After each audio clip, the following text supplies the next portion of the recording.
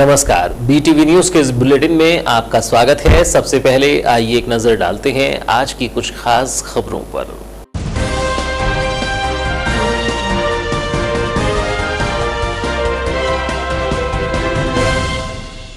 महाविद्यालयों में 1 अगस्त से शुरू हुए एडमिशन। ऑनलाइन डॉक्यूमेंट वेरिफिकेशन की रहेगी छूट। प्रवेश के लिए विद्यार्थियों को नहीं आना होगा कॉलेज। 3 चरणों में संपन्न होगी प्रवेश प्रक्रिया।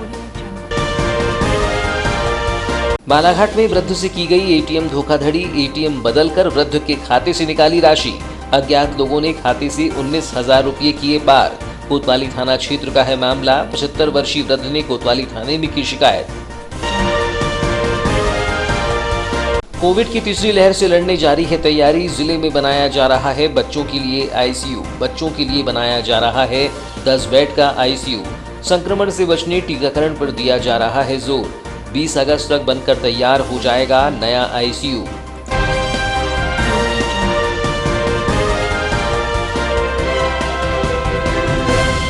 और अब समाचार विस्तार से। समाचार के इस बुलेटिन के साथ मैं हूं महेंद्र अमूले। कोविड-19 के चलते बीते शिक्षा सत्र में बेपटरी पर रही महाविद्यालयों की शैक्षणिक व्यवस्था को इस साल पटरी पर लौटने की उम्मीद है। इसी को ध्यान में रखते हुए व कोरोना संक्रमण की तीसरी लहर की आशंका के बीच उच्च शिक्षा विभाग ने शिक्षा सत्र 2021-22 की प्रवेश शेड्यूल एवं अकादमिक कैलेंडर जारी कर दिया है, जिसमें कॉलेजों में ऑनलाइन प्रवेश की प्रक्रिया 1 अगस्त से प्रारंभ हो गई है। उच्च शिक्षा विभाग से जारी गाइडलाइन के अनुसार स्नातक प्रथम वर्ष और स्नातकोत्तर प्रथम सेमेस्टर के साथ अन्य पाठ्यक्रमों के लिए ऑनलाइन रजिस्ट्रेशन की प्रक्रिया 1 अगस्त से प्रारंभ हो गई है। महाविद्यालयों में प्रवेश की प्रक्रिया 3 चरणों में की जाएगी, जिसमें अंतिम चरण सीएलसी का होगा। इसमें बची हुई सीटों पर प्रवेश महाविद्यालय स्वयं दे सकेंगे। नई शिक्षा नीति में ऑनलाइन प्रवेश के दौरान दस्तावेज के सत्यापन से छूट रहेगी। साथ ही प्रवेश लेने के बाद छात्रों को सभी दस्तावेज कॉलेज में जमा करने होंगे। उच्च शिक्षा विभाग ने नया शिक्षा सत्र समय से शुरू हो सके, इसके लिए यूजी अंतिम वर्ष एवं पीजी चतुर्थ सेमेस्टर का परीक्षा परिणाम 31 जुलाई से पहले जारी करने के लिए सभी विश्वविद्यालयों को निर्देश दिए हैं, क्योंकि 1 सितंबर से महाविद्यालय में ऑफलाइन कक्षाएं लगाने का निर्णय लिया है। तय शेड्यूल के अनुसार स्नातक की सभी कक्षाएं 1 सितंबर से शुरू हो जाएंगी। कोरोना संक्रमण की दूसरी लहर के चलते 2 माह देरी से शुरू हो रहे शिक्षा सत्र को समय पर लाने के लिए पीजी प्रथम और तृतीय सेमेस्टर की परीक्षाएं 16 दिसंबर से 11 जनवरी के बीच होंगी और परीक्षा परिणाम 31 जनवरी तक घोषित किया जाएगा। वहीं पीजी द्वितीय एवं चतुर्थ सेमेस्टर की परीक्षाएं 1 से 22 मई तक होंगी और परिणाम 30 जून 2022 तक घोषित किया जाएगा। इसी तरह यूजी प्रथम द्वितीय और तृतीय वर्ष की परीक्षाएं 1 अप्रैल से 21 मई तक कराई जाएंगी और परिणाम 30 जून तक घोषित किया जाएगा। जिले में जारी प्रवेश प्रक्रिया को लेकर जिले के अग्रणी महाविद्यालय पीजी कॉलेज के नोडल अधिकारी प्रोफेसर बी अरविंद वासिक ने बताया कि इस यूजी स्तर की प्रवेश प्रक्रिया नई गाइडलाइन के तहत होगी, जिसके तहत किसी भी विषय का विद्यार्थी अपने निर्धारित विषय से हटकर अन्य विषयों पर प्रवेश ले सकता है। वहीं पीजी के लिए जैसे पूर्व में एडमिशन प्रक्रिया होती थी, उसी प्रकार से प्रवेश प्रक्रिया अपनाई जाएगी। उन्होंने बताया कि पूरी प्रवेश प्रक्रिया ऑनलाइन होगी, जिसके तहत विद्यार्थियों को महाविद्यालय में आने की आवश्यकता नहीं होगी। इस बार जो यूजी लेवल पे प्रवेश हैं वो न्यू एजुकेशन पॉलिसी के तहत होंगे। मतलब किसी भी स्ट्रीम का बच्चा, जैसे सपोज साइंस का है तो वो कॉमर्स का भी कोई विषय ले सकता है या आर्ट्स का भी कोई विषय ले सकता है। तो न्यू एजुकेशन पॉलिसी को रख करके ग्रेजुएशन लेवल का जो है वो प्रवेश होंगे और पीजी के लिए जैसे परंपरागत तरीके से जो होते थे उसी प्रकार से पीजी के कोर्सेज में एडमिशन होंगे। इस बार की जो पूरी प्रवेश प्रक्रिया है वो ऑनलाइन मोड पे है। स्टूडेंट को कभी भी किसी भी कारण से कॉलेज नहीं आना है। अगर बच्चा सपोज़ यूजी का हम अगर बात करें या पीजी की बात कर रहे हैं तो 1 अगस्त से ऑनलाइन एडमिशन के रजिस्ट्रेशन की प्रोसेस शुरू हो गई है और उनका वेरिफिकेशन है जो कॉलेज लेवल पे वो 2 तारीख से, मतलब आज से शुरू हुआ है। तो छात्र को सबसे पहले एमपी ऑनलाइन का जो ई प्रवेश पोर्टल है हायर एजुकेशन का, उसमें जाकर अपने आप को रजिस्ट्रेशन करना है। यूजी की रजिस्ट्रेशन की डेट 1 तारीख से लेकर के 12 तारीख तक के हैं और पीजी की 1 तारीख से लेकर के 7 तारीख तक के हैं। इनका वेरिफिकेशन 2 तारीख से लेकर 14 तारीख तक के यूजी का और पीजी का 2 तारीख से लेकर 9 तारीख तक के। ये जो वेरिफिकेशन की हम बात कर रहे हैं, पहले तो जो ग्रेजुएशन का जो डाटा है वो यूनिवर्सिटी लेवल से हायर एजुकेशन ने अपने पोर्टल पे ले लिया है। तो वो जैसे ही अपने ग्रेजुएशन का रोल नंबर डालते हैं बच्चे, तो उनका जो डाटा ऑनलाइन वेरिफिकेशन हो जाएगा। अगर कुछ बच्चों का किसी कारणवश से ऑनलाइन वेरिफिकेशन नहीं होता है, तो ऐसे जो डाटा है वो हमारे पोर्टल पे दिखाई देंगे। उसका हम लोग को उनके जो डॉक्यूमेंट अपलोड रहेंगे ऑनलाइन, उसको देख करके कॉलेज लेवल पे वेरिफिकेशन करना है। लेकिन यहाँ पर भी स्टूडेंट्स को कॉलेज नहीं जाना है। बता दें कि पीजी महाविद्यालय में स्नातक कक्षाओं के लिए साइंस की 1450 सीट, बीए की 650, बीकॉम की 450 सीट है, एलएलबी की 80 सीट। वहीं स्नातकोत्तर कक्षाओं के लिए पीजी महाविद्यालय में 1500 सीट उपलब्ध है। हाँ, ग्रेजुएशन लेवल पे हमारे पास में साइंस की अगर हम बात करें बीएससी की, तो 1450 सीट है। बीए की अगर हम बात करें तो 650, बीकॉम की 450 सीट है, एलएलबी की 80 सीट है, क्योंकि उसमें हमारे हायर एजुकेशन का कोई रोल नहीं रहता। टोटल रोल बीसीआई का है, बार काउंसिल ऑफ इंडिया। तो उन्होंने जो परफेक्ट 80 सीट की बैच का रखा है मापदंड, वही हम लोग फॉलो कर रहे हैं। तो एलएलबी में 80 सीट है। एमए, एमकॉम, एमएससी की अगर हम बात करें तो लगभग 1500 सीटें हैं हमारे पास में। कोतवाली थाना क्षेत्र अंतर्गत कोसमी निवासी एक 75 वर्षीय वृद्ध के साथ एटीएम धोखाधड़ी का मामला प्रकाश में आया है। मामले में वृद्ध ने पुलिस अधीक्षक कार्यालय पहुंचकर मामले की शिकायत की है एवं दोषियों पर कार्यवाही की मांग की है। घटना के विषय में जानकारी देते हुए कोसमी वार्ड क्रमांक 4 बालाजी नगर निवासी पीड़ित रमेश सहारे ने बताया कि बालाघाट स्टेट बैंक में उनका पेंशन का खाता है, जिसके तहत उन्हें बैंक द्वारा एटीएम प्रदान किया गया है। 30 जुलाई को वह एटीएम से राशि निकालने हनुमान चौक स्थित एसबीआई के एटीएम पहुंचे, लेकिन कई बार प्रयास करने पर एटीएम से राशि नहीं निकली। उन्होंने बताया कि एटीएम से 2 अन्य व्यक्ति भी खड़े हुए थे, जिन्होंने मदद करने की बात कहते हुए एटीएम से राशि निकालने की बात कही। उस समय एटीएम मशीन में उनका एटीएम भी लगा हुआ था। इसी दौरान उन अज्ञात व्यक्तियों ने एटीएम की अदला बदली कर मुझे अपना एटीएम दे दिया और मेरा एटीएम स्वयं रख लिया, जिसके बाद मैं घर आ गया। लेकिन अगले ही 1 अगस्त को उनके एटीएम कार्ड के माध्यम से पहले 9,500 रुपये की राशि निकाली गई, जिसके बाद पुनः 9,500 रुपये की राशि निकाली गई, जिसका मैसेज भी मुझे प्राप्त हुआ, जिसके बाद तत्काल ही उन्होंने अपना एटीएम कार्ड बंद करवाया। उन्होंने बताया कि अज्ञात लोगों के द्वारा उनके खाते से लगभग 19,000 रुपये की राशि निकाली गई है, जिसकी शिकायत उन्होंने कोतवाली थाने में की है। मैं गया और अपना कार्ड डाला, उसके बाद मैं नंबर टाइप किया। उतने में वो 2 पीछे खड़े थे, तो एक आया, बोले बहुत देर हो गई, निकालो।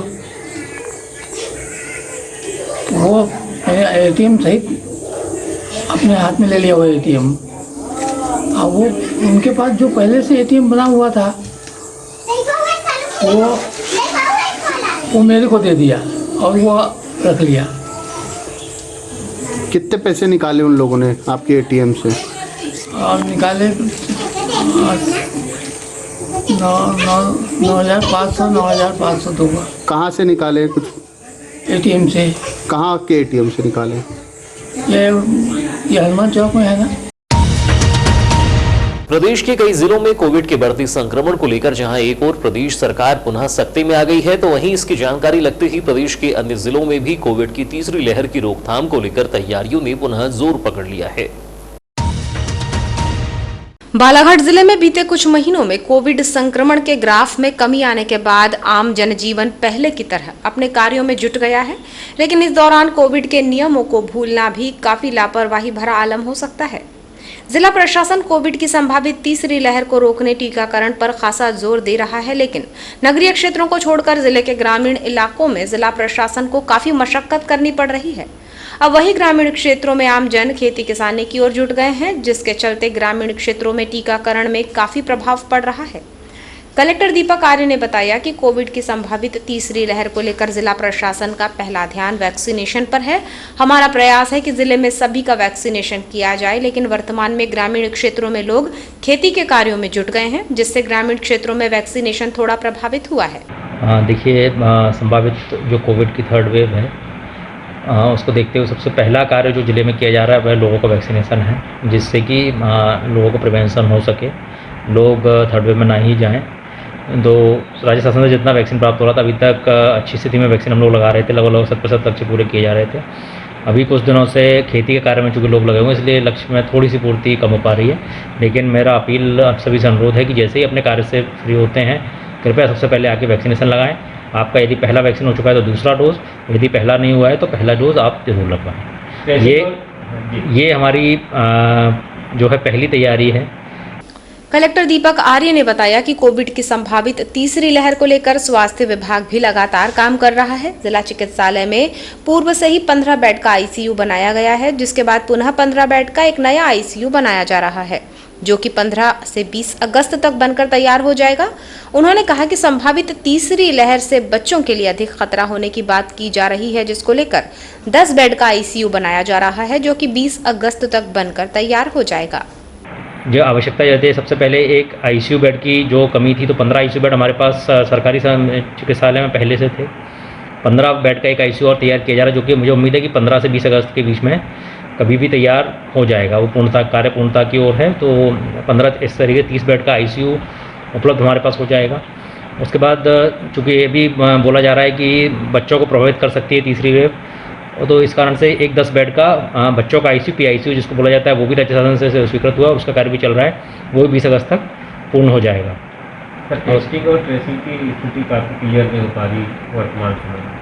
देखिए, प्रतिदिन 1200 टेस्ट जिले का लक्ष्य है। 1200 टेस्ट हम लोग प्रतिदिन किया जाता है और उसके बाद जो भी पॉजिटिव आते हैं तो उनका कॉन्टैक्ट ट्रेसिंग की जाती है।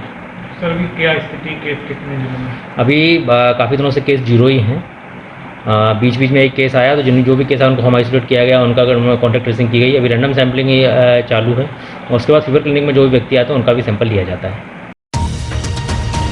कभी गर्मी में 2 वक्त पानी के लिए जहां नगरवासियों को पानी की मशक्कत करनी पड़ती है, तो कभी बारिश में पानी के इंतजार में नागरिक राह तकते हुए नजर आते हैं। ऐसा ही कुछ आलम बना हुआ है बालाघाट नगरपालिका क्षेत्र का, जहां नदी में जल स्तर बढ़ने से अब नगरवासियों को घरों में एक वक्त के पानी का इंतजार करना पड़ रहा है। नगर में 2 वक्त जल आपूर्ति का ढिंडोरा पीटने वाली नगरपालिका एक वक्त पानी के लिए नगरवासियों को तरसा रही है। यह आलम गर्मी के मौसम का नहीं बल्कि बारिश का है। नदी में जल स्तर बढ़ने के बाद नगरवासियों को एक वक्त के पानी के लिए लंबा इंतजार करना पड़ रहा है। यह स्थिति नगर के विगत 28 जुलाई से बनी हुई है, जिसके चलते नगरवासियों में खासा आक्रोश बना हुआ है, खासकर उन्हें जो रात्रि 3 बजे उठकर नलों से पानी भरने तैयार रहते हैं। जानकारी के अनुसार 28 जुलाई से नगरीय क्षेत्र में जल आपूर्ति के समय में अचानक ही बदलाव कर दिया गया। जब मामले की जानकारी ली गई तो पता चला कि नदी में बढ़े जल स्तर से नगरपालिका के फिल्टर प्लांट के इंटक वेल में लगी 2 मोटरें अचानक ही पानी में डूबकर खराब हो गईं, जिसके चलते फिल्टर प्लांट तक पानी नहीं पहुंच सका। जिसके बाद आनंद फानंद में नगरपालिका ने अपनी पुरानी जुगाड़ टेक्निक लगाकर इंटक वेल से फिल्टर प्लांट तक पानी तो पहुंचा दिया, लेकिन जुगाड़ टेक्निक से कम समय में नगरवासियों को पर्याप्त पानी पहुंचाने की कवायद में नगरपालिका पीछे रह गई, जिसके चलते अब नगरवासियों को तय समय में एक वक्त का पानी नहीं मिल पा रहा है। बता दें कि अधिकांश परेशानी उन वार्डों में हो रही है जहां रात्रि 3 बजे से ही नलों से नागरिकों को पानी भरना पड़ता है। समय बदलने के चलते अब जल उपभोक्ताओं में हड़कंप मचा हुआ है, जो कि नगरपालिका की कार्यप्रणालियों पर आक्रोश व्यक्त करते हुए दिखाई दे रहे हैं। फिलहाल मामले में नगरपालिका की जल प्रदाय शाखा के प्रभारी भुवनेश्वर शिव ने बताया कि 28 जुलाई को इंटकवेल की 2 मोटर खराब हो जाने के बाद समय में बदलाव हुआ है, जो कि 5 अगस्त तक ऐसे ही चलता रहेगा। 5 अगस्त के बाद नगर की जनता को पुराने समय में नलों से जलापूर्ति की जाएगी।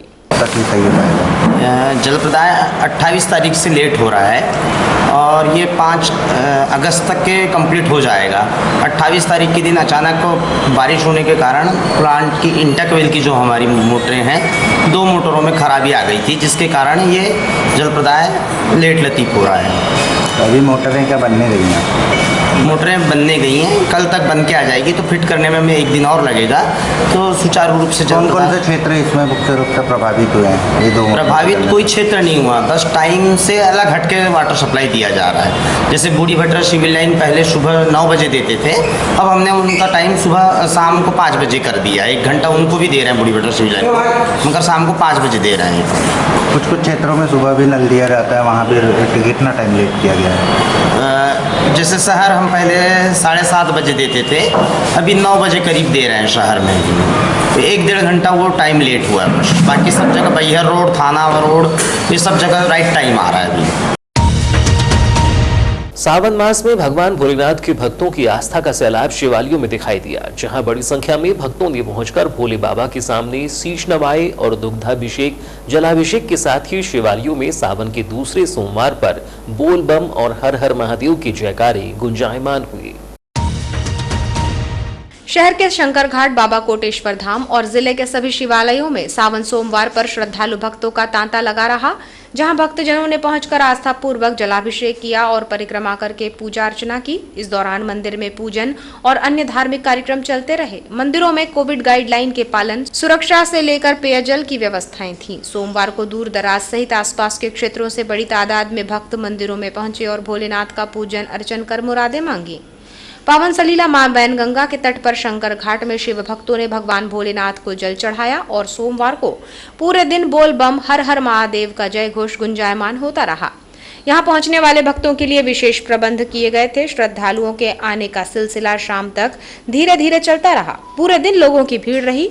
हालांकि कोविड के पूर्व के वर्षों की तरह भारी भीड़ नहीं थी। कोविड गाइडलाइन के पालन के साथ ही श्रद्धालुओं को जलाभिषेक करने की छूट के तहत ही लोग पूजा अर्चना करते रहे।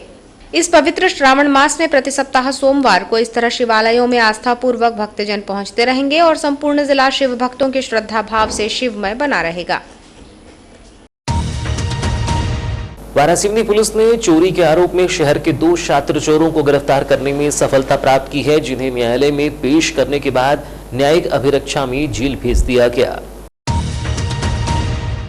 प्राप्त जानकारी के अनुसार वार्ड नंबर 24 शक्ति नगर बालाघाट निवासी 42 वर्षीय तरुण साहू के द्वारा वारासिवनी वार्ड नंबर 6 निर्मल नगर में कौशल कंप्यूटर केंद्र का संचालन किया जा रहा है, जहां पर कुछ अज्ञात चोरों के द्वारा ताला तोड़कर चोरी की वारदात की गई थी, जिस पर संस्थान के संचालक साहू के द्वारा वारासिवनी थाने में केंद्र का ताला तोड़कर एक कूलर, 1 HP गैस सिलेंडर, 2 सिलाई मशीन एवं 7 नग कंप्यूटर चोरी होने की रिपोर्ट दर्ज करवाई गई थी, जिसकी अनुमानित कीमत 49,000 रुपये बताई गई, जिस पर पुलिस ने अपराध पंजीबद्ध कर मामले में जांच प्रारंभ की।